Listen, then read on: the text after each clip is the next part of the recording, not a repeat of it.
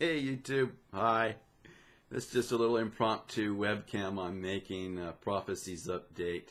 I'm Neal Fox, by the way, for people who don't know who I am. These little webcams are made just for subscribers, you know, the few people who watch the Lucifer series regularly. I'm not able to do a Lucifer formatted video right now. I want to do 3 of them in a row about Beelzebub's tales to his grandson, really get into some detail with some things. And it's fun, but it takes time. And I'm real busy. I'm getting ready for a meeting, and I've been to a party last night. I probably don't look my best right now, but it can't be helped. This is the only time of the day I'm going to be able to do a video. And I'm having computer glitches and stuff, so on top of everything else. So, anyways, I'm going to have to do an actual Lucifer video on the Middle East before I talk about Egypt and Tunisia and all that's going on in the Middle East about people rising up against their leaders. It's interesting stuff, but I haven't done a Lucifer video on the Middle East, so let me talk about the public union workers rising up in Madison, Wisconsin. Most people who follow all that know that it's going to fan out to other states, and because states are strapped for cash, they didn't get their bailout when the banks were getting their bailouts, and I really think they should have. The credit for the states was good, and they were good for the loans, and we wouldn't be seeing any of this mess about cutting people's salaries and stuff to balance budgets if the states had gotten a little help. And I'm disappointed that Obama caved in on that with where the Republicans were at with that. It's sad.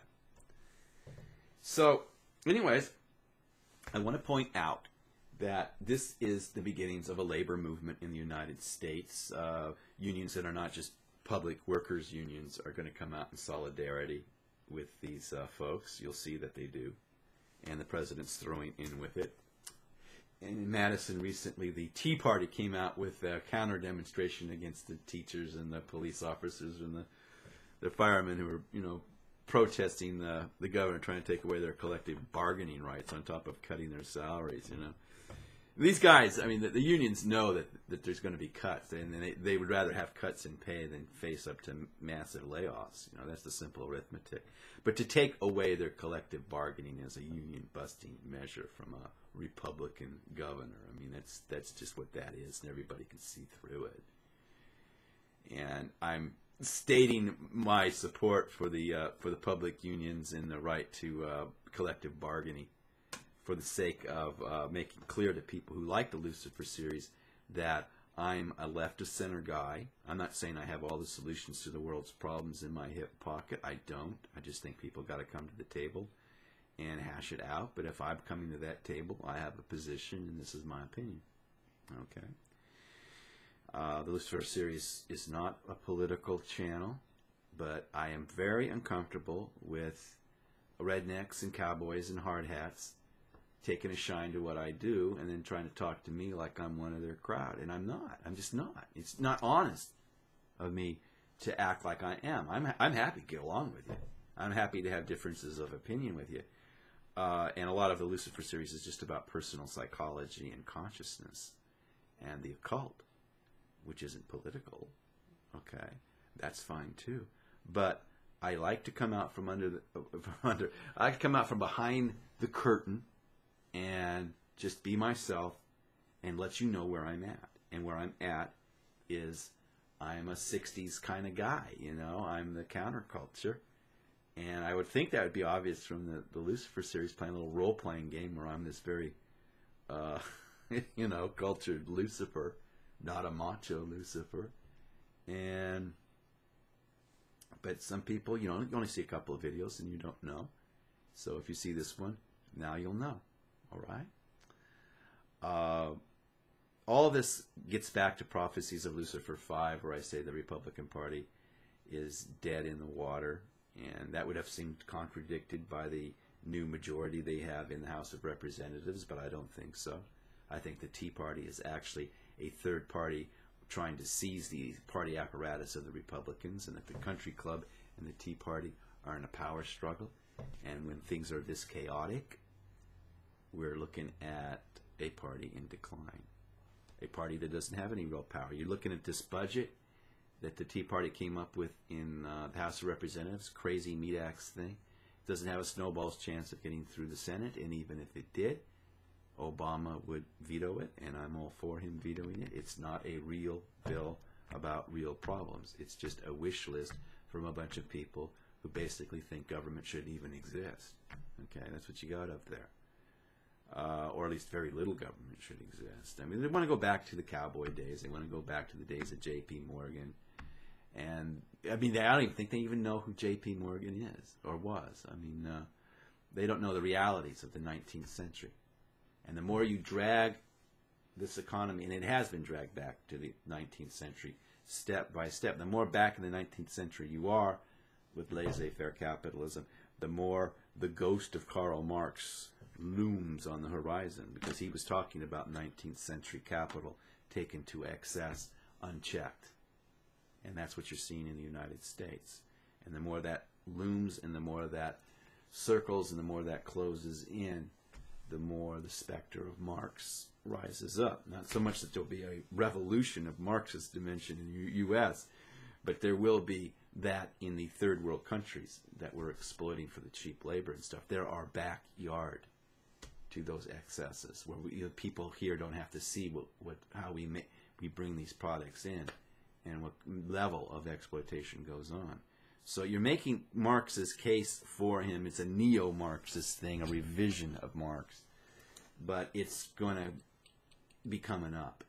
And it's world revolution in a very real sense. And even here in the States, you're seeing a confrontation of when you're going to balance budgets and when you're going to try to reduce revenue, deal with reduced revenues and so forth in red ink. You can't be doing that on the backs of the poor and working people. The people who caused this problem were the banks and the government. All right?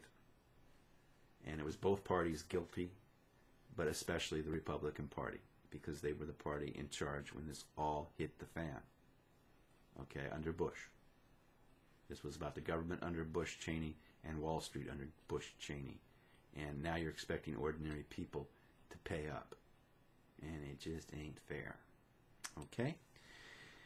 And because it ain't fair, and because you're seeing 10,000 workers surrounding a little tiny demonstration of Tea Party people, that's the sign of the times. That's where it's going. This country is headed left, even though it seems that it's not. Even though all the money seems to be with the right. Even though the Tea Party is grabbing the media. I don't care. This is going to spread out to other states. It's about bread and butter, and nothing is more personal than that. So time will tell, and I'm saying that socialism is on its way. Right now you have a socialism that benefits the rich and the privileged and the few, and people are going to, in a de facto way, without wanting to call it socialism, are going to say, where's my socialism for me? And I'm not a socialist, but I'm willing to work with socialism if it's about actual people, the majority of people, the people who are the victims of what came of the Bush years, and it's still with us.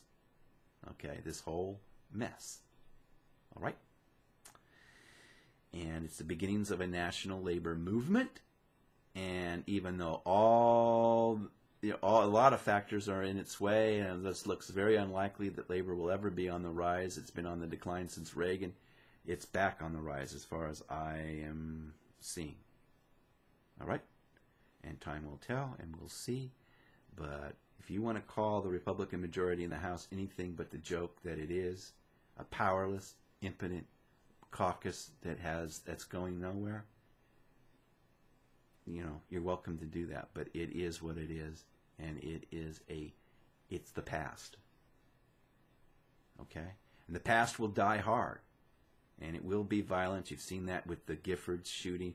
The person who shot Giffords wasn't necessarily any ultra-conservative anti-government person. He was just some kind of crazy anti-government guy whose position was actually pretty incoherent. But even that is a sign. If you look at how it's going, he shot that woman point blank in the head, and she is coming through it. She's going to survive. She is going to be a hero of the Democratic Party, the wife of an astronaut. Okay? A lot of vicious vitriol, a lot of angry talk went into exciting this lunatic to shoot someone that he thought would get him maximum attention. Okay? It was that kind of narcissism at play. All right? But that woman is not dead. That woman is going to live. And I'm telling you that that's a sign. Okay? And I'm telling you that her right-wing counterparts who get shot in the future, and there'll be a couple, they ain't coming back. And that's another sign.